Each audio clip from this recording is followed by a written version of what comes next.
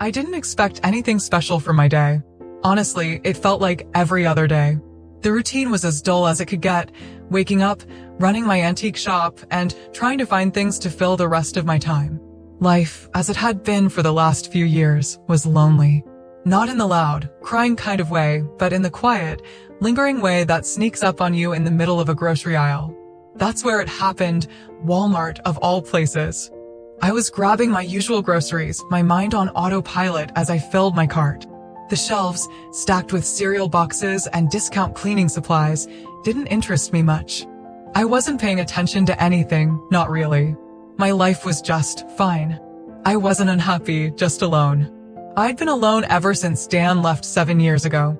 Divorced, they call it, but for me, it felt like he'd vanished from my life. One day, we were a team, and the next, we weren't. Time moved forward, as it always does, and I moved with it.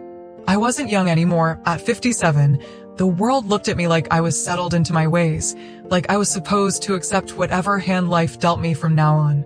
But then, there was him. Hunter. I didn't know his name then. He was just the guy at the cash register, the one scanning my groceries, but he was impossible to ignore. He wasn't like any cashier I'd seen before. Tall, probably around 6 feet 3 inches, with lean muscles that stretched his uniform just right. His hair, curly and messy in a way that looked like he'd just stepped out of bed, framed a face that could have been sculpted by Michelangelo himself. A jawline so sharp it could cut glass, piercing green eyes that seemed to see through people, and a smile. Oh, that smile. It did something to me. Ma'am, you alright? His voice was deep, smooth, and it pulled me out of the trance I didn't even realize I'd fallen into. I blinked, realizing I had been staring for what was probably far too long. My cheeks flushed. Oh, sorry, I muttered, quickly averting my gaze and focusing on the cereal in my cart as if it were the most fascinating thing in the world. He chuckled softly, continuing to scan my items. No worries. Happens all the time. I glanced up at him from beneath my lashes, heart racing.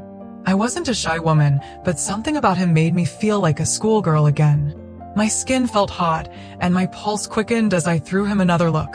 God, he was gorgeous.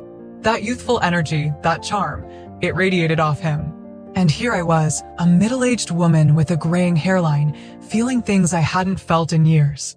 My fingers fumbled with my wallet as he finished bagging my groceries. I couldn't help but imagine him, his hands, his physique, his touch. A wave of heat surged through me, making me feel both embarrassed and excited. It had been years since I'd been with a man, truly been with one. My mind was now running wild, thoughts I didn't dare express bubbling beneath the surface. I slid him a tip along with the payment. I don't usually do that, but this time, it felt like I needed to give him something, even if it was just an extra $5. Thanks, He said with a smile, his eyes locking onto mine for a moment longer than necessary. I felt my stomach flip, and a warmth pooled in places I thought had long since gone cold. I swallowed hard, muttering something in response before gathering my bags and walking away as quickly as my feet would carry me. As I made my way out of the store, the cool evening breeze hit my face, but it did nothing to cool down the fire that had ignited inside me. Hunter. That was all I could think about. I climbed into my car, gripping the steering wheel tightly. Get a hold of yourself, Danielle, I whispered to myself. But the more I tried to push the thoughts away, the more vivid they became. His face, his body, his voice, it haunted me. By the time I got home, I was a mess.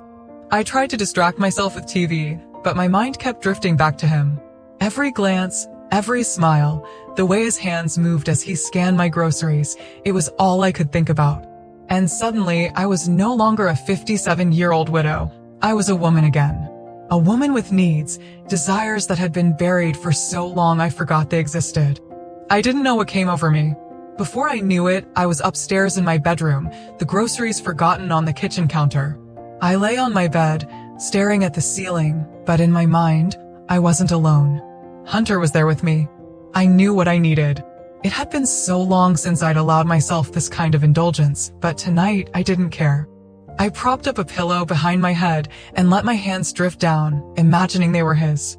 I thought of Hunter, those green eyes, those lean arms, the way he moved so effortlessly behind the counter. And as my fingers moved, I whispered his name under my breath. What was I doing? This wasn't like me at all. I was a grown woman, for God's sake, not some teenager. But the more I tried to convince myself that this was wrong, the more I craved it. I craved him. That night, I barely slept. Every time I closed my eyes, I saw his face, heard his voice, felt his touch. It was maddening. Normally, I did my grocery shopping twice a month, no reason to go more often. But suddenly, I found excuses. I needed eggs, or maybe some fresh fruit. A new pack of coffee, or some detergent. Anything really. As long as it got me back to that register. The days passed in a blur, and every trip to Walmart became the highlight of my week. It was ridiculous, this silly obsession over a boy half my age, but I didn't care. Hunter made me feel alive. Just seeing him, talking to him, even exchanging those fleeting smiles, it all gave me something I hadn't felt in years. And then one day, everything changed. It was late afternoon, the end of another quiet day at the antique shop. I told myself I wasn't going to Walmart that day. I really didn't need anything. But around 4 p.m., my hands started to itch, and before I knew it, I was in the car, driving toward the store. I walked through the sliding doors, my heart beating a little faster when I saw him at the far register. The store was almost empty, only a few scattered customers. As I made my way through the aisles, grabbing random things just to justify being there, I couldn't help but steal glances at him. Hunter looked especially good that evening. His curls seemed a little messier, as if he'd been running his hands through them, and his lean body moved with that same effortless grace. The t-shirt he wore clung just enough to show off the definition in his chest and arms. By the time I reached the checkout, the store was nearly empty. I placed my items on the belt, some bananas, a bag of chips, and another bottle of wine, and tried to act casual as he scanned them. But every time his hands brushed the items, I felt that familiar warmth pooling inside me again. When he handed me the receipt, I noticed him glance at the clock on the wall behind the register. He closed the drawer with a heavy clunk and let out a soft sigh of relief. You're my last customer. He said with a smile, his voice warm and familiar. Finally get to head out. I nodded, my heart racing with a strange kind of anticipation. Something stirred inside me, a reckless idea taking shape before I even knew what I was doing.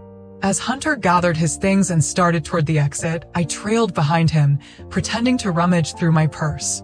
This was my chance. Outside, the sky had darkened, the streetlights buzzing to life as Hunter walked toward the parking lot, his keys jangling in his hand. I followed at a distance, scanning the rows of cars until I spotted mine. Then, without hesitation, I leaned over the hood and popped it open, pretending to inspect the engine. Hunter was only a few feet away when I muttered, just loud enough for him to hear, "Damn thing won't start." He slowed down, glancing over his shoulder, just like I hoped he would. You okay, ma'am? He called out, his voice filled with genuine concern. I turned, feigning frustration. It's my car. It's been acting up all week and now it won't start. I crossed my arms, huffing in exaggerated annoyance. Hunter tilted his head, his brows furrowed. Mind if I take a look? Yes, please. I'd appreciate that. He approached, his presence overwhelming, even in the open parking lot. I stepped back as he leaned over the engine, his curls falling over his forehead as he inspected the mess of wires and pipes. I watched him, shamelessly taking in the way his muscles moved beneath his t-shirt. After a moment, he straightened up, wiping his hands on his jeans. I know a guy who can tow it and get it fixed. No worries. I let out a soft sigh of relief. Thank you, Hunter. I didn't know what I was going to do. He smiled, and I swear the world felt just a little brighter. I can give you a ride home if you'd like. I'm parked right over there. The words were out before I could stop them. That would be wonderful. He led me to his car, a clean, black sedan with leather seats, and opened the passenger door for me. I slid in, the scent of leather mixed with the faint smell of his cologne filling the space. It was intoxicating. As he drove, the conversation was light, small talk about the weather, his job, and my antique shop. But my mind was elsewhere, spinning with ideas, possibilities, and desires I'd buried for too long. When we pulled into my driveway, I turned to him, my heart pounding. Would you like to come in for a drink? I asked, keeping my tone casual despite the storm of emotions brewing inside me. Hunter hesitated for a brief second, his hands still on the steering wheel. But then he gave me that easy smile again, the one that made my knees weak. Sure. Why not? We stepped inside my house, and I gestured toward the living room. Make yourself comfortable.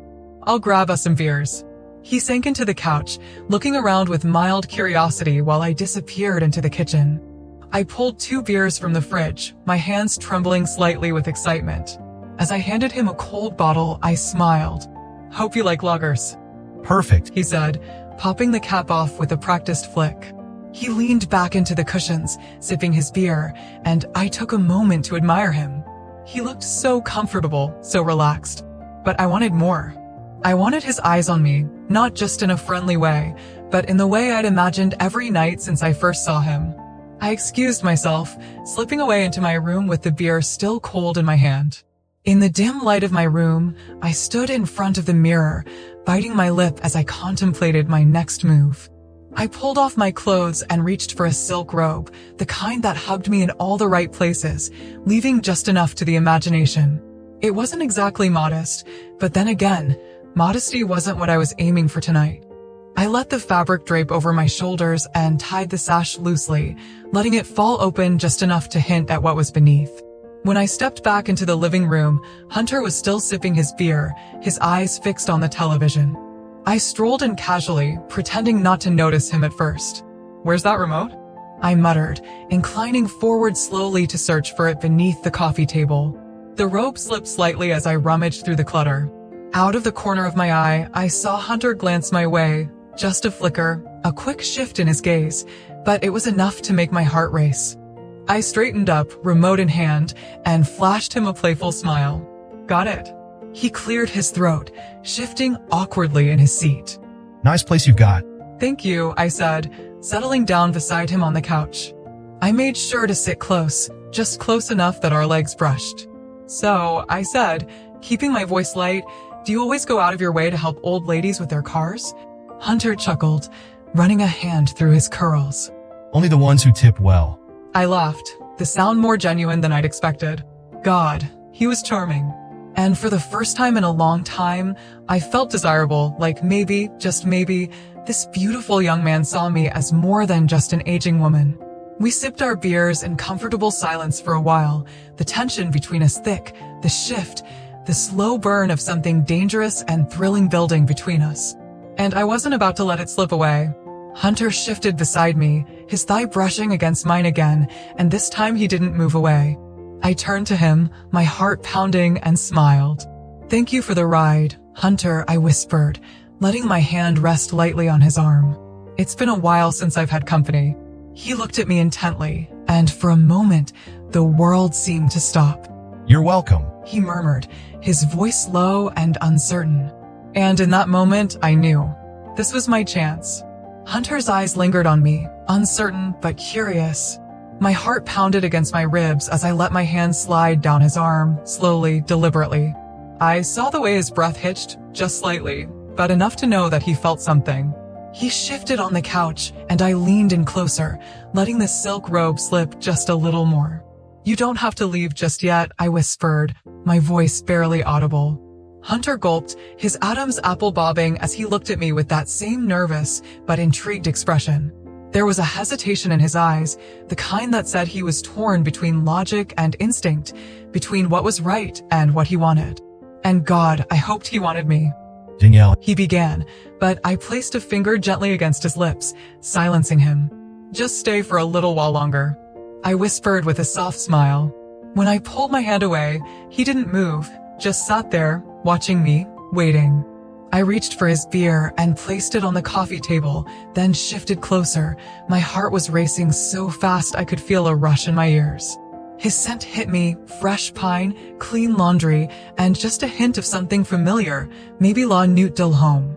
It made my head swim. I reached up, brushing a curl off his forehead, my fingers staying there just a second too long. His breath hitched again, and this time, I could see the change in his expression, something flickering behind those eyes. He wasn't just nervous anymore.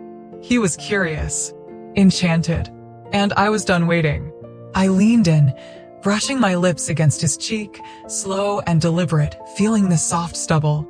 He stiffened for a second, but then he exhaled, and the tension melted away. "You're so handsome," I whispered. It wasn't a lie. He was a Greek god, in every way that mattered. Hunter turned his head slightly, and suddenly, our faces were inches apart. I hesitated for just a heartbeat, giving him a chance to pull away.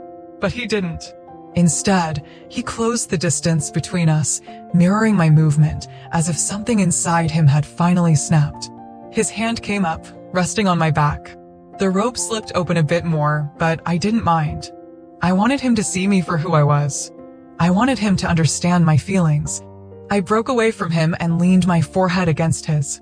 "Hunter, I've been waiting for a moment like this for so long," I whispered, my voice filled with emotion. "I want you to know how much I care about you. I want to feel close to you." That was all the encouragement he needed. He held me gently as he lifted me off the couch. We were focused on each other, on the connection we shared. Hunter pulled back for just a moment, his eyes searching mine as if to make sure, one last time, that this was real. And then, with a soft smile, we gave in to the moment, fully, completely. Time seemed to blur after that, the world narrowing down to just the two of us, lost in the heat of the moment, lost in each other. And for the first time in years, I realized then that this was what I had been waiting for.